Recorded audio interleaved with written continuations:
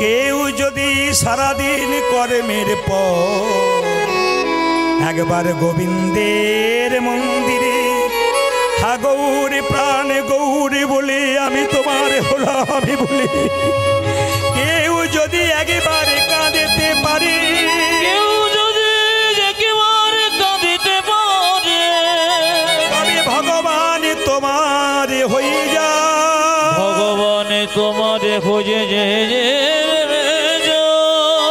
মায়েরা আপনাদের কাছে নিবেদন রইল এই যে ও মাসি নিবেদন রইল কীর্তন চলাকালীন যদি কেউ গল্প করে আনমনা হয় তবে যেটা নেবার জন্য আপনি এসেছেন তার উল্টোটা নিয়ে বাড়ি যাবেন। কীর্তন শুনলে পুণ্য অর্জন হয়, ভবসাগরের পথ পরিষ্কার হয়, কিন্তু কীর্তন শুনতে গিয়ে কেউ যদি আনমনা হয়, চঞ্চল হয়, এই যে গল্প করে, তাহলে কি হয়? তিনি যা নিতে এসেছিলেন তার উল্টোটা নিয়ে বাড়ি যান। এবার আপনাদের সামনে বলে যাই, সবাই লক্ষ্য করবেন যে যেখানে বসে আছেন মায়েরা, চৈতন্য চরিত গ্রন্থ লেখককে জীব গোস্বামী পাদ। আমি এইটা বলেই গৌরচন্দ্রিকা শেষ করে লীলার মধ্যে তত্ত্বের মধ্যে যাব, শুধু শুনে নিন। চৈতন্য চরিত গ্রন্থ জীব গোস্বামী পাদ। নিমাই সন্ন্যাস নিয়েছিল 24 বছর বয়সে। তখন বিষ্ণুপ্রিয়ার বয়স কত ছিল?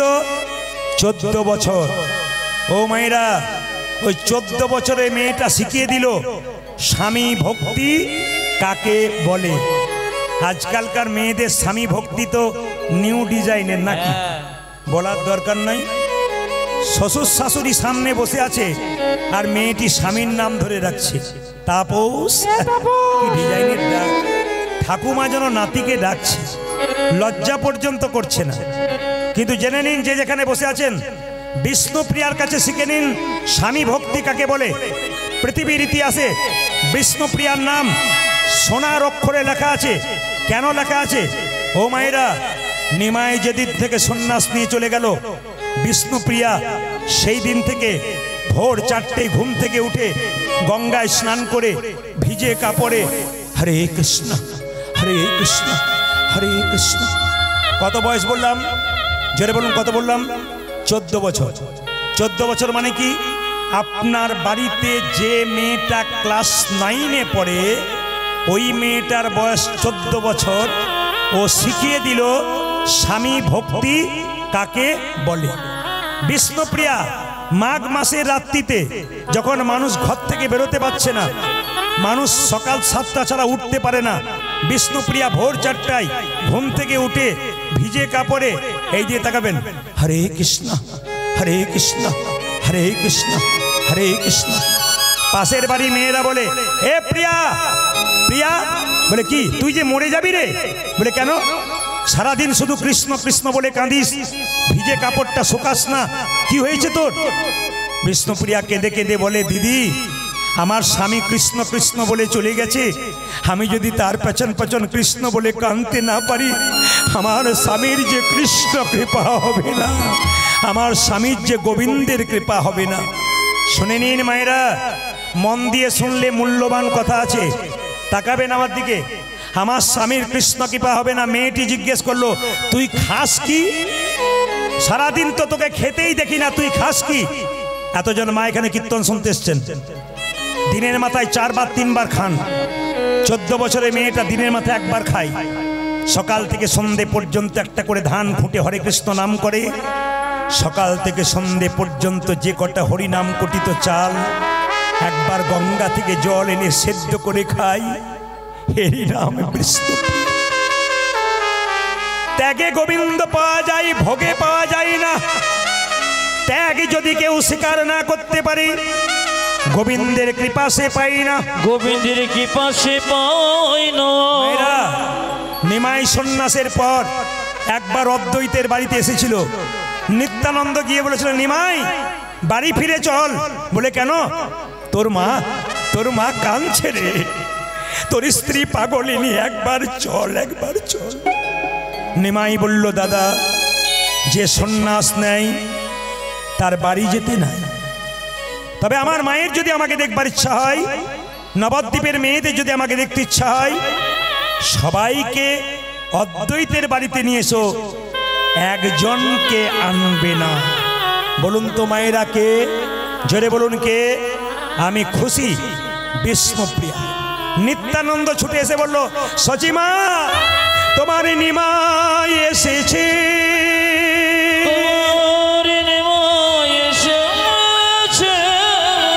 মা তোমার নিমাই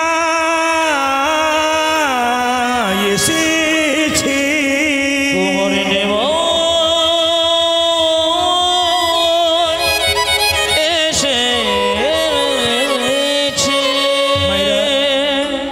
বহুদিন পরে কোনো মা যদি শুনতে পায় তার ছেলে আসছে, তার মায়ের কি দশা হয়? সচিমাতা তাড়াতাড়ি বিষ্ণুপ্রিয়াকে বলছে, বৌমা তাড়াতাড়ি সেজে না, আমার নিমাই এসেছে দেখতে। নিত্যানন্দ হাত আগলে এসে বলল, দাঁড়াও, নিমাই সবাইকে যেতে বলেছে, বিষ্ণুপ্রিয়াকে যেতে বলেনি। বিষ্ণুপ্রিয়া আছাড় খেয়ে পড়ল মাটিতে, চলে গেল সচিমাতা নিমাই দেখতে। নবদ্বীপের মেয়েরা সবাই নিমাই দেখতে যাচ্ছে। বিষ্ণুপ্রিয়া কাঁদা বারান্দায় কাঁদছে ছটফট করে। নবদ্বীপের মেয়েরা চিৎকার করে বলছে, এ প্রিয়া, এ প্রভু সবাইকে ডাকলো আর তোকে ডাকলো না? কাটা গায়ে নুনের ছিটা। এ প্রিয়া, মেয়েরা বলল, সবাই নিমাই দেখতে যাচ্ছে আর বলছে, এ প্রিয়া, প্রভু সবাইকে ডাকলো, তোকে ডাকলো না? বিষ্ণুপ্রিয়া বলল, কেন?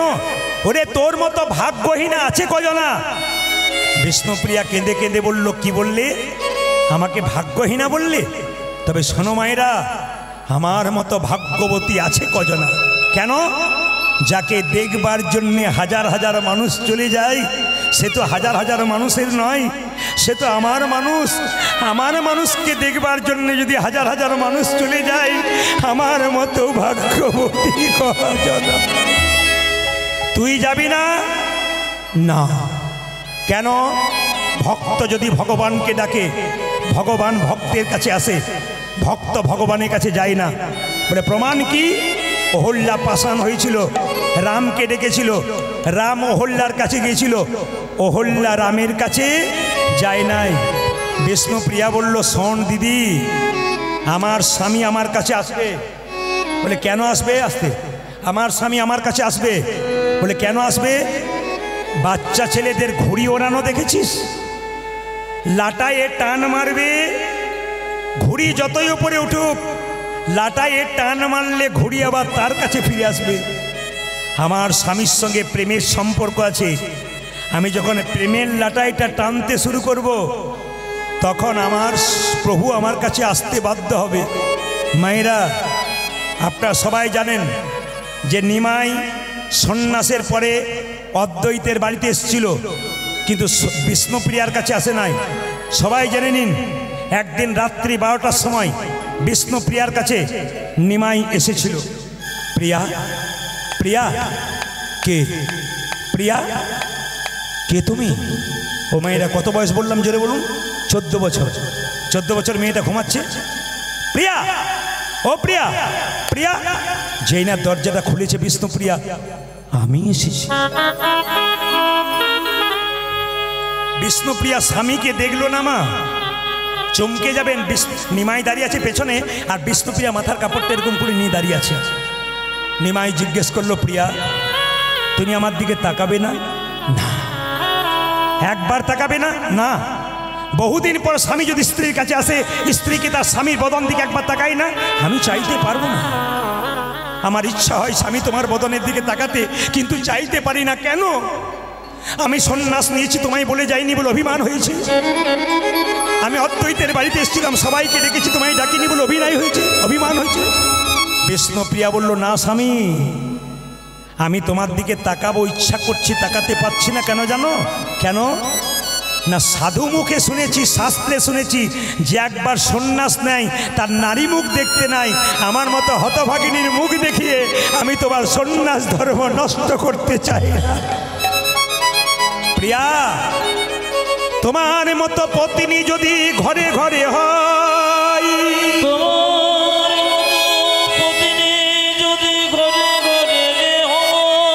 তবে প্রতিটি পতি গোবিন্দের চরণ পেয়ে যায়। গোবিন্দ চরণ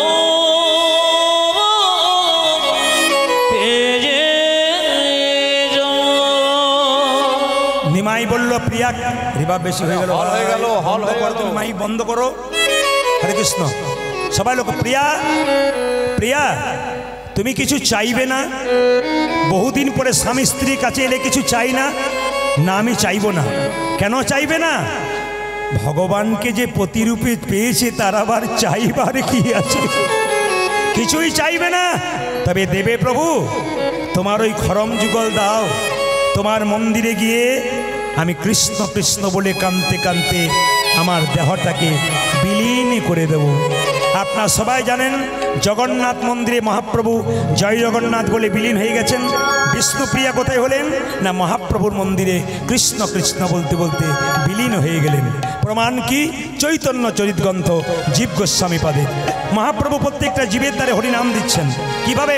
নিতাই চাঁদকে দেখে বলছে, দাদা নয়নে দেখিবে যারে কৃষ্ণ নামে দেবে তারে। দেখিবে জানি কৃষ্ণ নামে দেবে। আমি দেবুকে ডাকতে চাই এবং বলতে চাই, ইনি মাইক আজকে খুব বাজে চালাচ্ছেন, খোলটা বন্ধ করে দিয়েছে। একটা খোলটা বাজাও বাজাও বাজাও।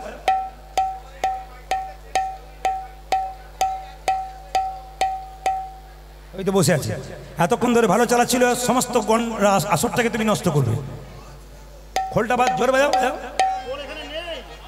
এইখানে নেই, এইখানে নেই, মানে মনিটর নেই। আপনারা পাচ্ছেন তো, মনিটর একবারে নেই, কিছু বুঝতে পারছি না।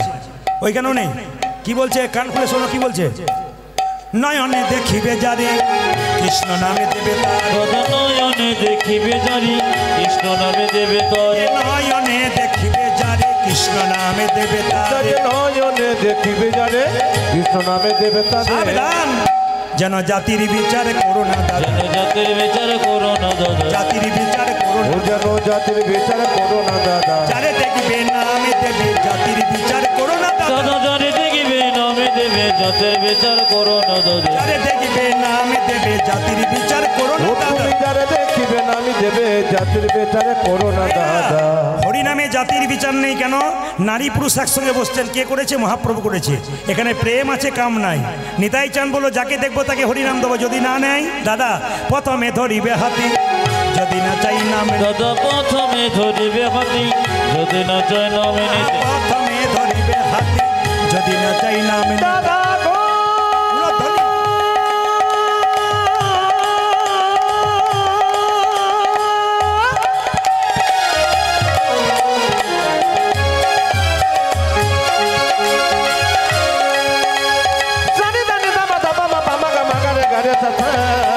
প্রথমে ধরিবে হাতি, যদি না চাই নামে নিতে।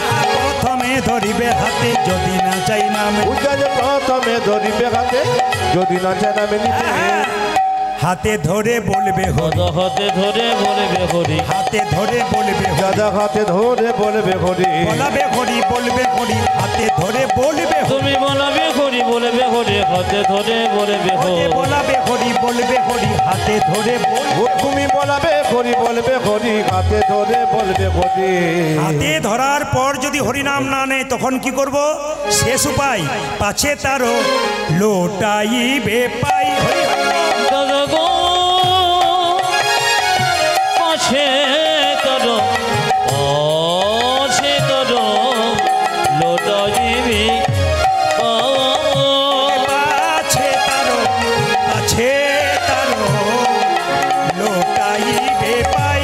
ওই দাদা পাছে তারো, পাছে তারো লোটা জিবি পাই।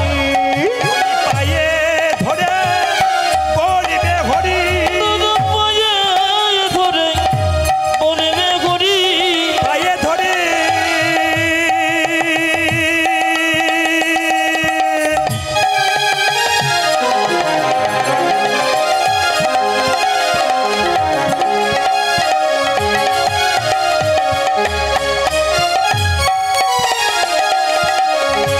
দাদা গো